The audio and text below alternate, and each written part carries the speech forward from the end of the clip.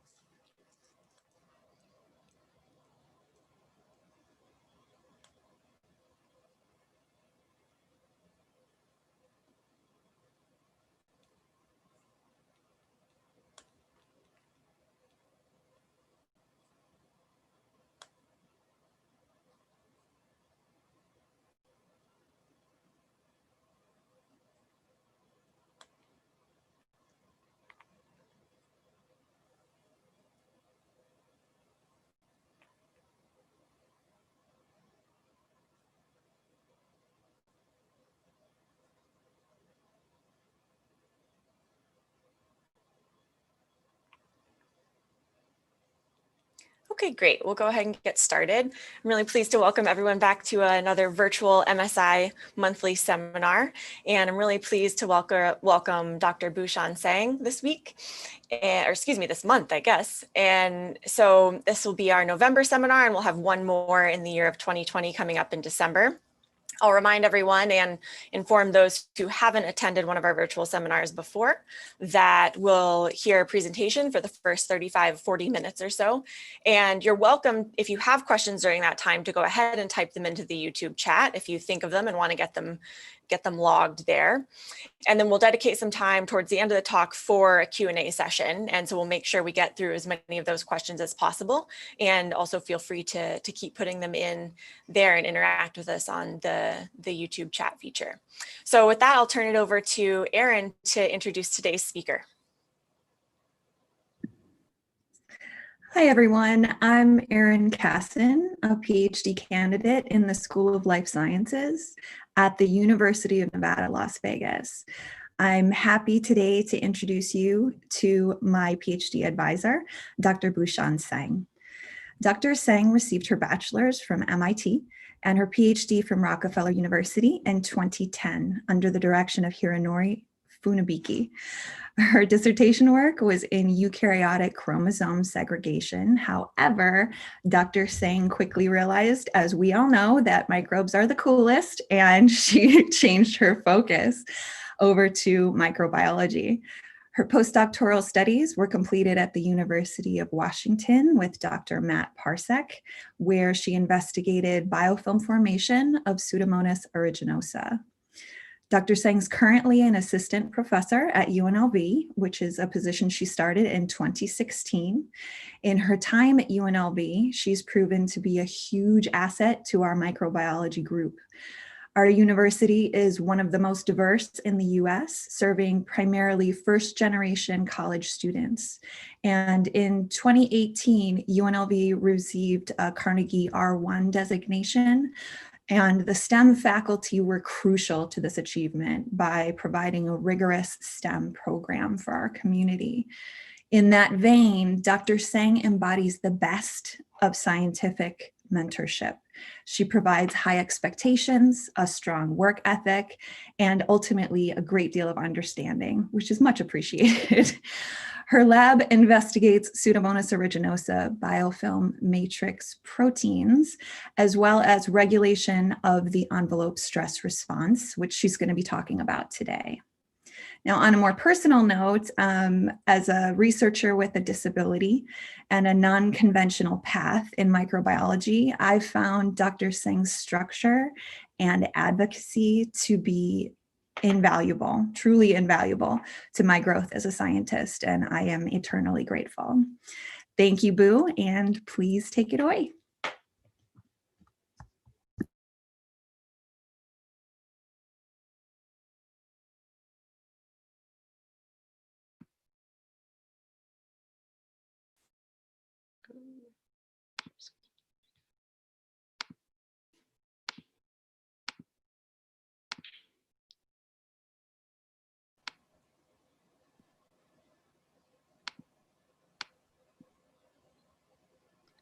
Okay, so I'm going to ask the question that everybody does. You guys can see my screen, you guys can hear me. Okay. Yes, and that looks great. So thank you, Erin, for that very generous introduction. And thank you to the MSI for this opportunity to present some of our recent work to you. So today I'll be telling you about an inhibitor of the envelope stress response in Pseudomonas aeruginosa. So while this gene is commonly mutated in clinical isolates of P. aeruginosa, paradoxically, we've actually found that this gene is required for bacterial viability. And so I'm actually going to start my talk with my take-home messages, which also serves as an outline for my talk. So first, I'll tell you about the cell envelope stress response in Pseudomonas aeruginosa and why we actually care about the stress response of this microbe.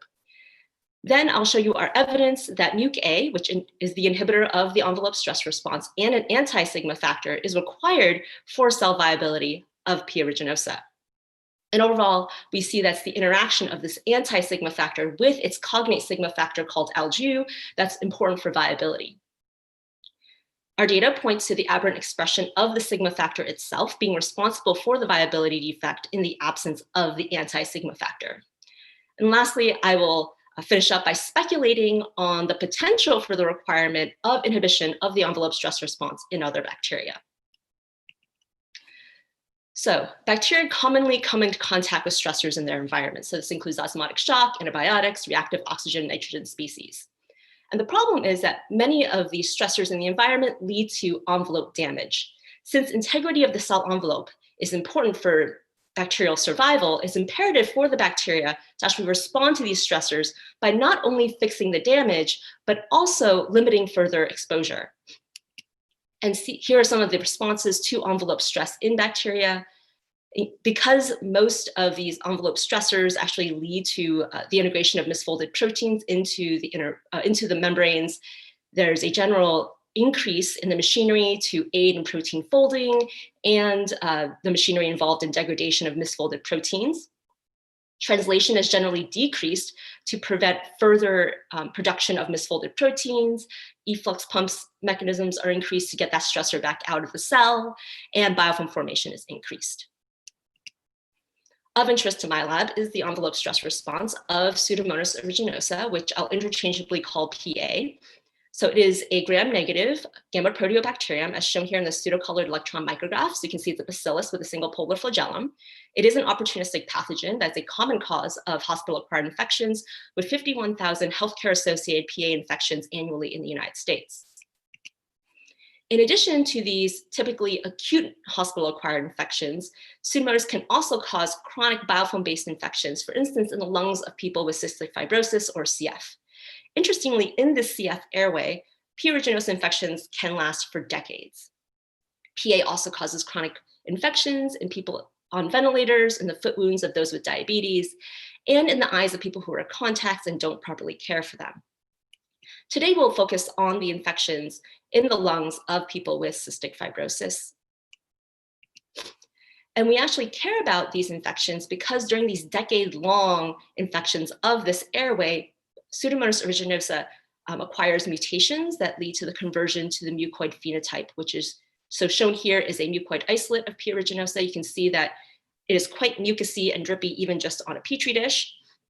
And so this is due to the overproduction of the exopolysaccharide alginate, and clinical isolates of P. aeruginosa convert to mucoidy mainly due to mutations in the gene MucA. Mucoid conversion of P. aeruginosa is problematic for those with CF because mucoid PA are more tolerant to antimicrobials than their non-mucoid counterparts. Furthermore, having mucoid P. aeruginosa is associated with poor disease prognosis for those with CF, and that's just shown here in this graph. So here's percent survival versus time for 82 children at the beginning of the study in 1979. In this first year of study, they collected sputum samples from these children daily and then cultured them for PA. And after that first year, the children were categorized as having never had PA in that first year, only non-mucoid PA, or having mucoid PA at least once during that first year. They were then followed for subsequent 8 years. And as you can see, there's a clear correlation between their PA culture status and their survival, with a sharp decrease in mortality for those with mucoid P. aeruginosa in that first year. So clearly having mucoid P. aeruginosa in the lungs is bad for people with CF in terms of their survival. And as I mentioned, clinical isolates of P. aeruginosa that convert to the mucoid phenotype acquire mutations in the gene MucA. So MucA is an inhibitor of the envelope stress response. It is an anti-sigma factor that binds to and inhibits the alternative sigma factor Algu, also called Alg-T, sigma E, and sigma 22. So Algu is the alternative sigma factor that is activated upon envelope stress, and MucA is responsible for keeping this response off in the absence of the stressor. It's also involved in turning the system back off after resolution of stress. And so it does this by sequestering Algu away from RNA polymerase. And so in its active state, MucA is an intermembrane protein, and its periplasmic domain is bound by a protective protein. Under envelope stress, this periplasmic domain dissociates, this periplasmic protein dissociates and allows MucA to be cleaved by two different proteases, releasing it into the cytosol. In the cytosol, it is further degraded and is thought to be fully degraded, therefore releasing Algu to then allow it to bind to RNA polymerase and recruit it to the promoters of its regulon, which includes the genes involved in alginate biosynthesis. In addition, it leads to the upregulation of Algu and MucA. So I do want to take a moment and note that this is the genomic organization. Algu is directly upstream of MucA, and there is feedback in the system where Algu increases the production of not only itself, but also its inhibitor. So this is the normal situation. However, in those isolates that have MucA mutations, it leads to the production of a truncated protein that can no longer interact with this protective periplasmic protein, and therefore MucA is constantly cleaved out of the membrane and the system is constitutively on. Because MucA is commonly mutated in these clinical isolates, and because the protein is thought to be fully degraded in the cytosol, it's currently believed that MucA is dispensable for bacterial viability. But is it dispensable? So shown here is a schematic of the gene. Indicated are the regions that encode for the various binding domains of the protein. So the very N terminus of the protein interacts with that sigma factor Algu. The C terminus interacts with that protective periplasmic protein called MucB, and in the middle is the transmembrane domain. Shown here are some mutations in published CF clinical isolates that are mucoid, and so each one of these arrowheads represents a mutation that would lead to the production of a truncated protein. In red is the most common MucA mutation that we see, which is referred to as the MucA22 allele. Shown here are some transposon insertions, so engineered strains that contain mutations in MucA. And so each one of these arrowheads represents an insertion of a transposon into this gene. And so clearly cells carrying these mutations are viable because we're able to isolate them and sequence them. And so mutations in MucA are tolerated, suggesting that it is dispensable for cell viability. Furthermore, while most delta MucA strains in literature actually are one of these transposon insertions or this MucA22 allele, there are actually 3 published strains where the entirety of MucA is actually deleted, again, suggesting that MucA is dispensable. However, if this were the end of the story, I wouldn't really be talking about it. So for reasons I'm not really going to get into, we decided to have a closer look at these delta MucA strains that have been published and whole genome sequence them. And when we did so, we saw something funny in each one. So these were done in 3 different laboratory strain backgrounds of P. aeruginosa. In this first delta MucA strain, we saw that unlike its parental, it contained a second full-length copy of Algu and a truncated copy of MucA at an ectopic locus. So while the endogenous gene was deleted, there is a copy of MucA in that genome. In these other 2 strains that are delta MucA, when we sequence them, again, unlike their parental, they contain mutations in Algu that encoded for these substitutions. So overall, all 3 strains contained secondary site changes that are not in the parental strain, suggesting that something's not quite right with deleting this gene. However, this isn't super strong evidence that MucA is essential. So what else is there? So in 3 different TN-seq studies and 2 different backgrounds of P. aeruginosa, they found that there was an underrepresentation of transposon insertions in MucA, which led these 3 studies to deem MucA essential based on their criteria. Furthermore, we've been unable to delete MucA using an allele that is missing 95% of its coding region. All of this together strongly suggests that MucA is essential for bacterial viability. And so our question overall was, well, why?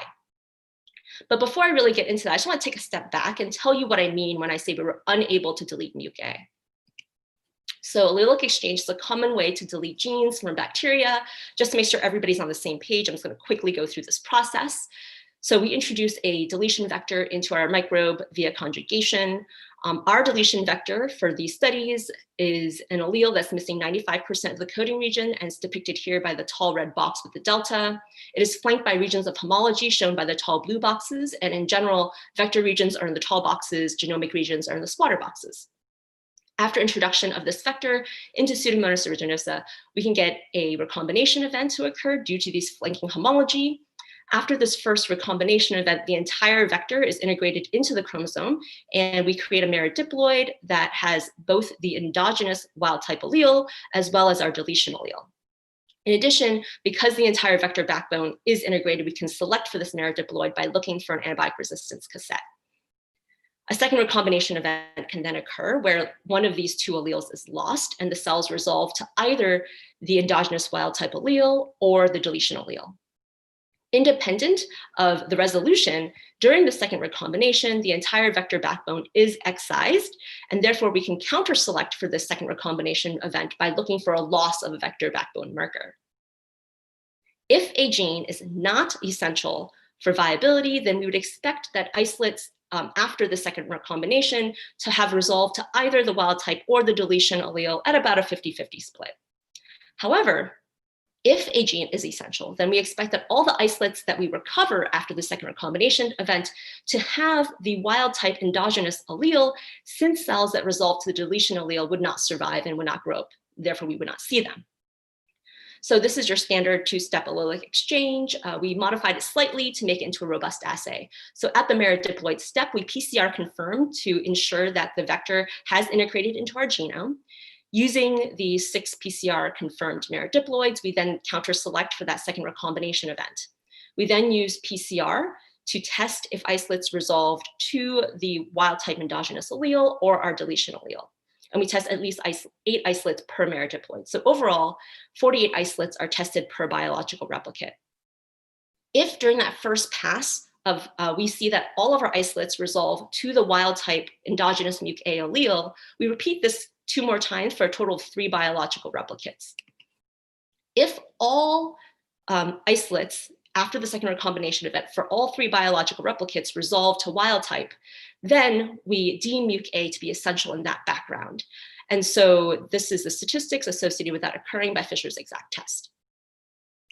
So then we took this and tried a bunch of different wild type strains of P. aeruginosa. So we tried 4 different laboratory strains, 3 different CF clinical isolates, 2 non-CF clinical isolates, and 2 environmental isolates. So 11 different strains overall from various different backgrounds. And in all cases, all of the isolates in all 3 biological replicates after that second recombination event resolved to this wild type endogenous MucA allele. And so that's over 2,000 isolates that we actually tested. And in all cases, we see this result. And therefore, we conclude that MucA is essential in a variety of different wild type P. aeruginosa strains. And we just continued the rest of our studies with our standard laboratory strain. So as I mentioned, mutations in MucA are tolerated by cells, right? We see them in clinical isolates in these transposon mutants. So why is it that we can't delete the gene with a allele that's missing 95% of the coding region? So we hypothesized, well, it's not the entire gene, it's just part of the gene. And so to test this, we created a series of strains where they contain a second ectopic allele of MucA that encoded for various lengths of the protein. So we tested alleles that encoded for the full-length protein and alleles that encode for only the first 75 amino acids. So in this construct, the produced protein would be missing its transmembrane and periplasmic domain, but contain most of the sigma factor binding domain. We then tested alleles that encoded for further truncations within this binding domain. These ectopic alleles were driven under the native algae promoter and integrated at a neutral site in the chromosome. We did this in a background that lacks AlgD. So AlgD is important for the biosynthesis of alginate. And therefore, in this background, the strains cannot become mucoid because they can't produce alginate. And this makes the strains easier to handle. So then we attempted to delete the endogenous MucA from these strains. And we know we're targeting our endogenous allele because the flanking regions surrounding our endogenous and ectopic allele are different, and therefore our deletion construct only targets our endogenous allele. Furthermore, we use oligos that for that resolution testing that only prime to the area around our endogenous allele. So shown here on the left is a schematic of the proteins encoded by that ectopic allele. On the right is what happened to those isolates after the second recombination event. So those that resolve to wild type are shown in black. Those that resolve to the deletion allele are shown in white. Superimposed are the actual number of isolates that we tested that fell into each category. So as I mentioned, we did everything in a delta algae background. And just to confirm that this does not affect our ability to delete MucA, you can see that in the absence of algae, we are still unable to delete MucA. Therefore, showing that alginate biosynthesis alone is actually not the cause of MucA essentiality. However, when we inserted an allele that encoded for the full-length protein, we are now able to delete the endogenous allele. And we were easily able to delete the endogenous allele when we had an ectopic allele that encoded for the first 75 and 62 amino acids. However, when we used an allele that encoded for only the first 50 amino acids, we were able to isolate cells that resolved to the deletion allele. However, these cells grew up significantly slower than those that resolved to the wild type allele, suggesting that while an allele that encodes for the first 50 amino acids is sufficient for viability, it does lead to a growth defect. When we then used an allele that encodes for further truncations within this Algu binding domain, we stopped being able to delete the endogenous MucA. So these results show that an allele encoding the first 50 amino acids is sufficient for viability, but isn't necessary. And so then we used an allele that encodes for 50 amino acids 51 through 194, so lacking these first 50 amino acids. And we were unable to delete the endogenous MucA from this strain. And overall, our results suggest that the first 50 amino acids of MucA are necessary and sufficient for bacterial viability. And these first 50 amino acids, I would like to note, encompass a large majority of that sigma factor binding domain. So why is MucA required for cell viability? Well, since MucA's only known function is to inhibit the sigma factor Algu, and our results show or suggest that the Algu binding domain is important for this viability, we hypothesize that MucA essentiality is due to its inhibition of Algu and its regulon. And so this can be broken into two parts. If MucA essentiality is due to its inhibition of Algu, then the physical interaction between the anti-sigma factor and the sigma factor should also be essential. Second, if MucA essentiality is due to the inhibition of its regulon, then there should be something in that regulon that's causing the viability defect. So I'm going to first address their interaction. So if MucA essentiality is based on its inhibition of Algu, then in the absence of Algu, MucA should no longer be essential. And so we tested this, and just to remind you, in a wild type strain background of P. aeruginosa, we are unable to delete MucA, and all isolates resolve to wild type after that second recombination event. However, if we start with a background that's lacking Algu, we are now able to delete MucA. So these results show that MucA is essential in an Algu-dependent manner. However, deleting a sigma factor from bacteria might lead to the ability to delete MucA independent of the interaction between these two proteins. Therefore, we wanted to make more specific changes that would disrupt the interaction between these two proteins. And shown here is the co-crystal structure of MucA and Algu. And so MucA is in red, it's the first 78 amino acids, and Algu is shown in green and yellow. So in green is region 2 of this of the sigma factor that interacts with the -10 promoter element, and in yellow is region 4, which interacts with the -35 promoter element. If we zoom in on their interaction, shown in orange are the residues of MucA that make greater than 1 hydrogen bond with Algu.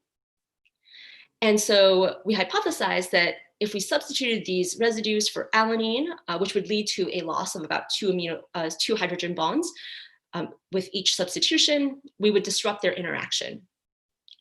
We decided not to test E72 because our results show that the first 50 amino acids are sufficient for viability. So while E72 likely contributes to the binding energy between these two proteins, it's not essential to do so. Furthermore, in the remaining 3 residues, they are in alpha helices, and therefore we think that alanine substitutions would be well tolerated by the structure. So while I'm not showing you the data, we did test if substituting these residues affects the interaction of MucA with Algu. We did this by yeast-2 hybrid, and we found that these mutants did not interact with Algu in comparison to a wild-type version of the protein. And so again, we then tested if these alleles encoding these mutants would be sufficient for viability. And so in, again, the delta Alg background, we're unable to delete the endogenous MucA. As I showed you before, if an allele, we include an allele that encodes for the first 75 amino acids, we are now able to delete the endogenous MucA. However, if this allele encodes for the D15A or the R42A substitution, we are unable, again, to delete the endogenous MucA. And therefore, alleles encoding for these substitutions are not sufficient for viability. In the case of the E22A mutant, we were able to isolate cells that resolved to the deletion allele. However, again, these grew up significantly slower relative to those that resolved to the wild type. So again, while this allele is sufficient for viability, it leads to a growth defect. And overall, because these mutants did not interact with Algu via our yeast-2 hybrid and either are not sufficient for viability or lead to a growth defect, we conclude that the MucA-Algu interaction is important for viability. So why is this interaction important? Well, since MucA inhibits Algu, and Algu is a sigma factor, we hypothesize that something in the Algu regulon is causing this viability defect. And so this could be one gene, some genes, the entire regulon. We actually don't know. I'm not going to show you the results, but we tried to delete many different Algu-regulated genes to look for a suppressor of MucA essentiality. And other than Algu itself, we've thus far been unsuccessful in identifying other suppressors of MucA essentiality using this directed approach. So therefore, we turned to an unbiased approach using a natural revertant analysis. So we created a strain where the endogenous MucA has been deleted. There is an allele of MucA at an ectopic locus under an inducible promoter. This strain does not grow in the absence of inducer under normal conditions. Therefore, by just simply plating these cells in the absence of inducer, we can look for strains that contain mutations that lead to the ability of these cells to grow in the absence of MucA expression. Thus far, we've identified 25 revertants. Because we know that deletion of Algu can suppress MucA essentiality, we first decided to Sanger sequence the promoter and Algu. And when we did this, we found that all 25 revertants contain mutations within Algu. And so schematized here is the gene. The areas that encode for region 2 and 4 are indicated, again, the -10 and -35 promoter element binding domains. And so 10 of our revertants encoded for proteins, well, for a truncated protein or no protein of Algu to be produced. And so 5 of them had large deletions, as shown here by the blue boxes. 3 of them had single base pair deletions that would lead to frame shifts. 2 contained nonsense mutations. We had 6 revertants that contained mutations that would lead to the addition of 3 to 4 amino acids in region 2 of the sigma factor, and 9 revertants that contained missense mutations, 8 of which were unique, that would lead to substitutions within either region 2 or region 4. And based on where these insertions and substitutions would map on a model of Algu interacting with RNA polymerase and the promoter element, we predict that these would lead to an Algu that either did not fold properly itself, did not interact with our RNA polymerase or the promoter element, as well as the wild type protein. So overall, for all 25 revertants, we would predict that they would make an Algu that had decreased sigma factor activity. So to test this, we created a plasmid-borne Algu transcriptional reporter using the promoter for AlgD that drives GFP expression. We then took this plasmid and transformed it into our revertants and induced envelope stress, and then looked for GFP fluorescence and compared that to a condition where the cells were not induced for envelope stress to turn on the system. So shown here is fold induction of GFP versus the various strains. Our revertants shown here are categorized based on the mutation they contain. So this upper red dashed line represents the fold induction of a wild type strain with this reporter under envelope stress. And then the bottom dashed line represents a delta Algu strain containing this reporter under envelope stress. So here's the parental strain that we used for our revertant analysis. You can see that upon induction of envelope stress, the reporter strain turns on quite strongly, and it's equivalent to that of a wild type strain. All 25 of our revertants had decreased sigma factor activity. And so the different letters represent the different statistical groupings by an ANOVA post hoc Tucky.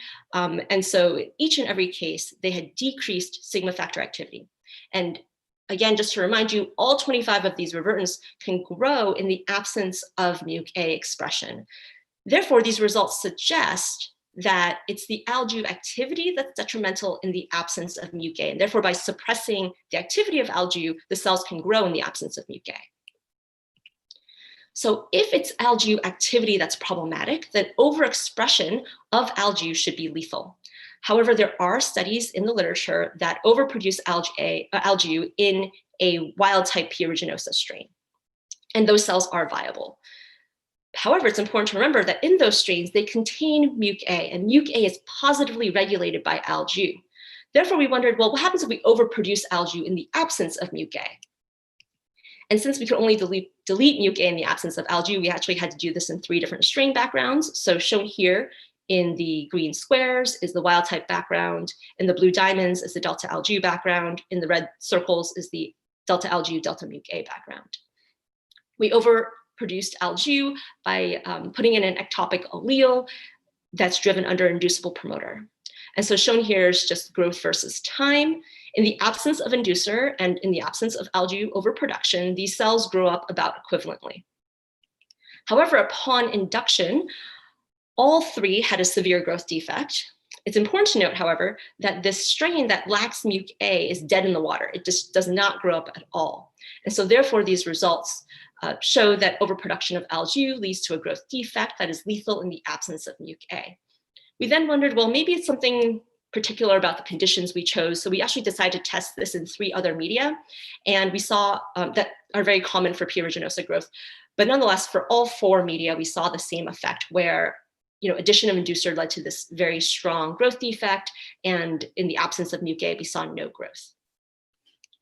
So in conjunction with our previous data, overall, this suggests that the unregulated activity of Algu in the absence of MucA that leads to this viability defect. So then we wondered, well, why? And so looking at the literature, we saw that Algu has been suggested to compete with RPOD, our housekeeping sigma factor, for binding to RNA polymerase. So we wondered, well, perhaps high levels of Algu lead to lethality due to the inhibition of basic housekeeping functions. And we therefore wanted to test if overproduction of RPOD, our housekeeping sigma factor, could rescue this viability defect associated with overproduction of Algu in the background lacking MucA. And so we created this strain where both Algu and RPOD are under an inducible promoter and a strain lacking MucA. We compared this to strains containing only one of the 2 inducible genes and a strain lacking any inducible gene. So shown here is growth rate. In white is the absence of inducer, black is with inducer, and everything is normalized to a condition in the absence of inducer for a strain lacking an inducible gene. So we did test this at relatively high inducer concentration, and you can see that there is a slight growth defect associated with this high inducer state, even in the absence of having an inducible gene for this strain. However, this growth is significantly more than when we overproduce Algu in a background lacking MucA, where these cells just don't grow up. In comparison to this, we were able to see growth in our strain that contained both Algu and RPOD inducible alleles. So essentially, this overproduction of RPOD could rescue this growth defect associated with overproduction of Algu.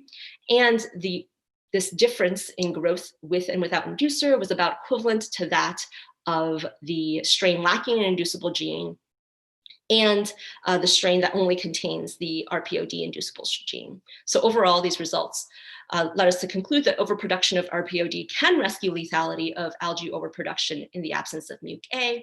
And this suggests that Algu overproduction may be leading to lethality, at least in part, due to competition with RPOD for RNA polymerase binding.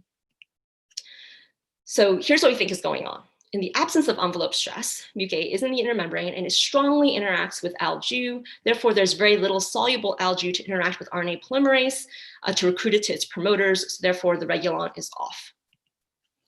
In the presence of envelope stress, or in conditions where cells contain a MucA mutation, it would lead to a cleaved form of Algu in the cytosol. This cleaved form, we predict, can still interact and inhibit Algu to some degree. However, because the interaction here is not as strong as in this case, there is a soluble pool of Algu that can now bind to RNA polymerase and recruit it to its promoters, turning on the regulon, which I'd like to comment does include Algu and MucA itself. So while there is feedback in this system, because MucA is still being produced, we believe that in this system, there's still an ability to control Algu activity. In comparison to this, in the absence of MucA, independent of the stress state, there's no MucA, therefore, Algu is always able to recruit RNA polymerase to its promoters, leading to a very strong upregulation of its regulon, which includes Algu itself. And therefore, this system has very strong positive feedback. And it's this very strong positive feedback that leads to unregulated Algu activity, and we believe leads to cell death in the absence of MucA, due to, at least perhaps in part, a sigma factor competition with RPOD. And so overall, it's Algu, that's the Algu regulated gene that's important for the viability defect. What's interesting to think about now is, how widespread is this phenomenon? Is the requirement to inhibit the cell envelope stress response seen in other bacteria? And so clearly in E. coli, this homolog for MucA is not essential. You can delete it. It is important to note in those cells, they do have a viability defect under certain conditions, but you can delete the gene. How about other bacteria? Looking at some transposon studies, transposon insertion studies, we saw that in both Vibrio cholera and Pseudomonas syringae, they have underrepresentations of transposon insertions in these genes, suggesting that their MucA homolog is essential in those microbes. However, the best example of the potential widespread nature of this phenomenon is in Bacillus subtilis. So it is a gram-positive microbe, and they have an analogous anti-sigma factor that, again, inhibits one of their alternative sigma factors that's activated by envelope stress. And this alternative sigma factor in Bacillus is also essential. John Hellman's group has shown that overproduction of their housekeeping sigma factor, Sig-A, can suppress the essentiality of their anti-sigma factor. So seeing something very similar to what we see. And so overall, we speculate that inhibition of the envelope stress response may be required in other bacteria and may be widespread. And what we think may be really important in terms of whether the homolog for MucA is essential versus just toxic under certain conditions is the strength of this positive feedback.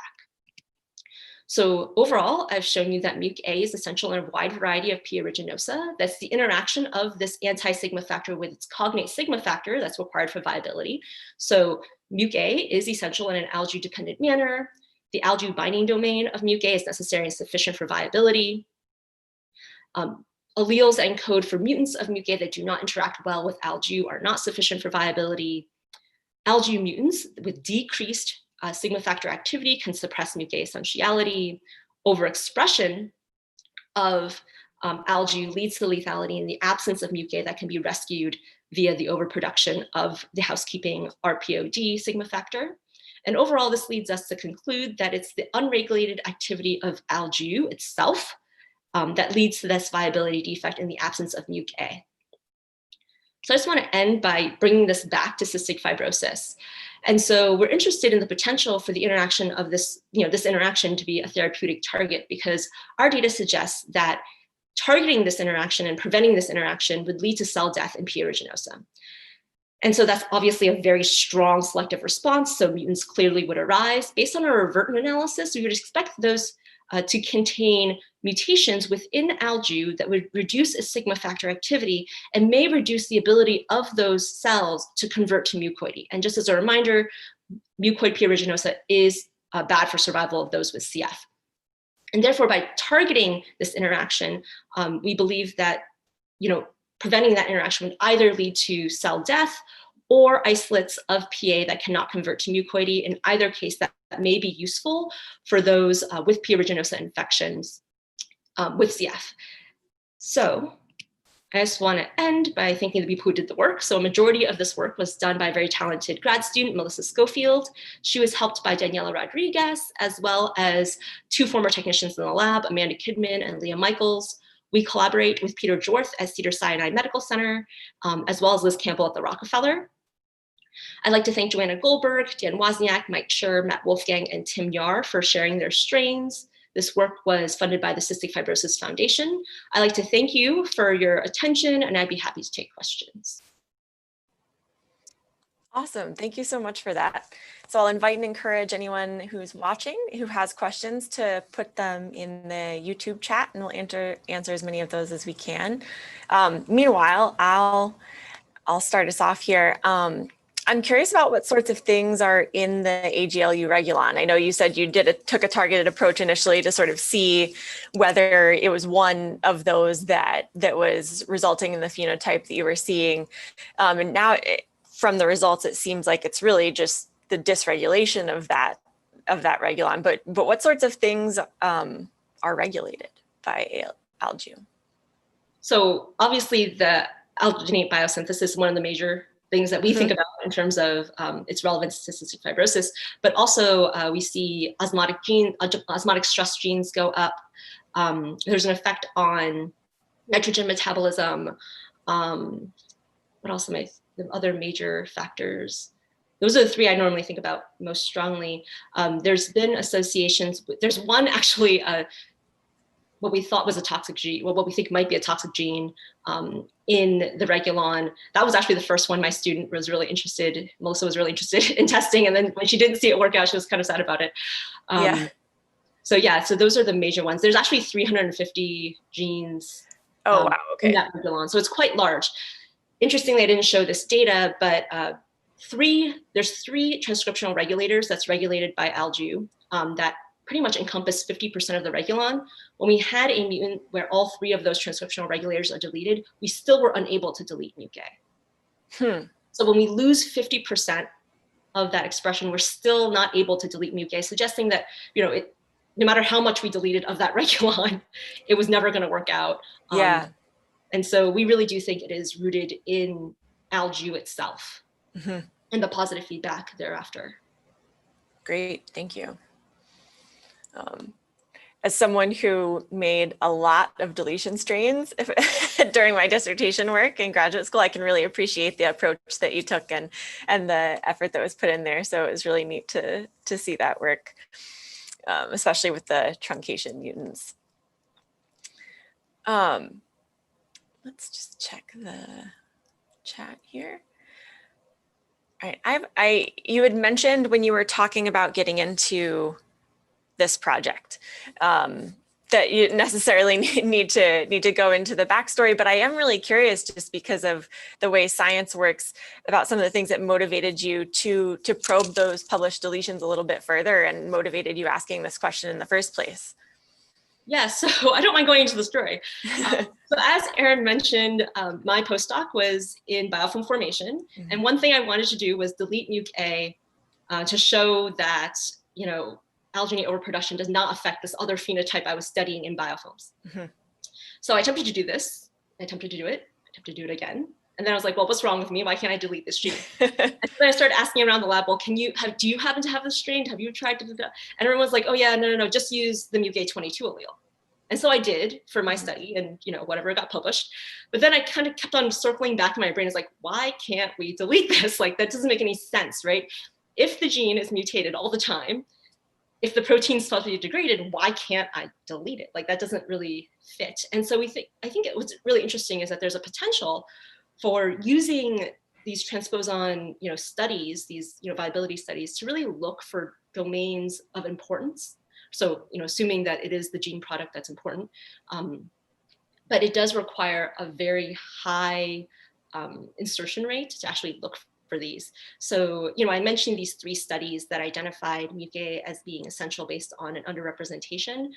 There was another study, which I didn't mention, that in two of the three conditions that they tested, they deemed it to be essential. But then in one condition, they deemed it not to be essential because they saw just enough number of transposon insertions in the rest of the gene that it fell under that threshold, right?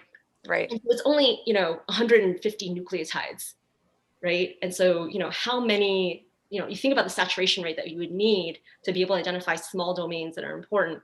It gets a little tricky, but I think it's really interesting in terms of using new omics technologies to kind of look at what may be important in different scenarios.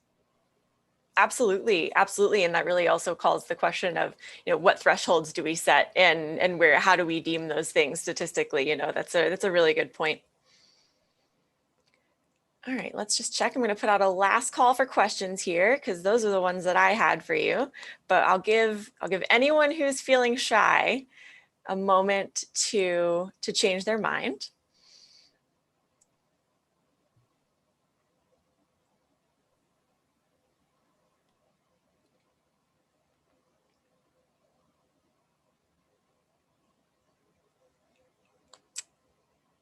Okay, well, I'm not seeing any roll in, so I'm just going to thank you both. Thanks so much, Erin, for the nomination, and to you, Boo, for this talk. It was really great. Thank you for sharing it with the MSI community.